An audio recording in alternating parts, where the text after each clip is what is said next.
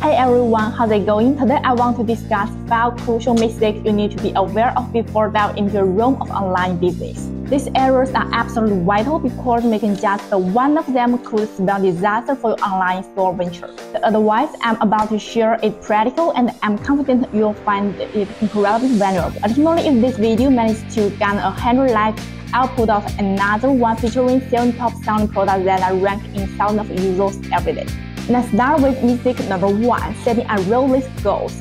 I receive numerous messages every day from individuals who view this as a get-rich-quick schedule, expressing their desire to earn 50,000 or even 100,000 euros within the next few months. However, I regret to inform you that this business model requires time and effort. So if you are a beginner, don't expect to start making money right off the bat. Your primary objective should be soak up as much knowledge as possible. In my opinion, the most challenging aspect of this business model is getting through those initial hurdles until your store begins to generate sales. After that, you can ramp up your advertising effort to attract more traffic, which is relatively straightforward. But trust me, don't count down making substantial profits in the next few months, because when the money doesn't start pouring in immediately, you'll become disappointed and more likely to give up. You probably see many people on this channel boasting about impressive numbers, but remember, this success didn't happen overnight. You didn't witness all the struggles and setbacks they encountered before achieving success. Moving on to mistake number 2, starting with too little capital. I believe this is one of the biggest pitfalls for newcomers entering the online store business. Many people promote the idea of starting with €0 or minimum investment. Well, this might be sufficient to get your first store up and running. If that's all the money you have, you'll burn through it quickly and conclude that this business model doesn't work. I suggest starting with a budget of 2,000 to 3,000 euros specifically for product testing, because it significantly increases your chances of finding winning products. Now, if you don't have 2 to 3 grand yet, I wouldn't advise starting a business. Instead, I recommend finding employment, because turning 100 euros into 1,000 requires multiplying your money by 10, which is quite challenging. However, if you spend around 30 or 40 hours working a job to earn that money and then invest 1,000 euros and turn it into 10,000, it will be much easier. Now on to mistake number 3, something I see many beginners making, and that's not focus on wholesaling products that solve problems. Many people attempt to sell query trinkets or a variety of jewelry or fashion items. While this may indeed sell and be easier to start with, they are also among the most competitive niches. Convincing someone to buy a trendy item can be more challenging than selling a product that solves a problem.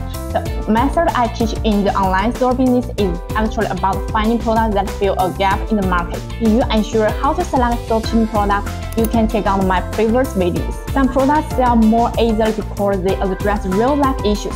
When you are running Facebook ads, people are more likely to impulsively purchase products that solve a problem rather than query trinkets. The fourth mistake I see many newcomers make is starting with a general store approach. If you are not familiar with it, it's essentially like an Amazon-style store focused on selling a wide range of products. I don't recommend this approach, because if you are adding a ton of products and you are still completely unfamiliar with the business, you won't spend enough time marketing the products you have. You might think quantity is more important than quality, but it's actually the other way around. So if you are just starting out, I suggest starting with a niche store or a single product store. A niche store focuses on a single market, such as fitness gear. For example, by doing this, we can invest the time needed to market our products, create solid product descriptions, work on good graphics, and get solid Facebook ads. And when customers actually visit our site, they'll perceive it as highly reputable brand, because we are addressing the problems they are actually trying to solve. And last but not least, mistake number 5, selling anything copyrighted or trademarked.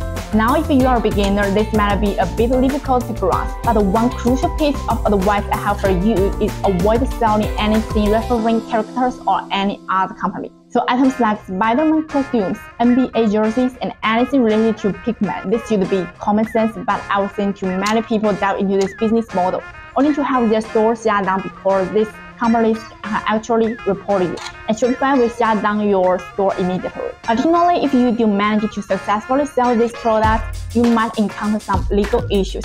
Alright folks, those are the 5 most expensive mistakes beginners might make. Honestly, all of these mistakes are the biggest hurdle I would say beginners face. I truly believe that if you take on board this advice and apply it to your online store, you'll have a much better chance of running a successful online store. Anyway, I really hope you enjoyed this video and gained a lot of value from it.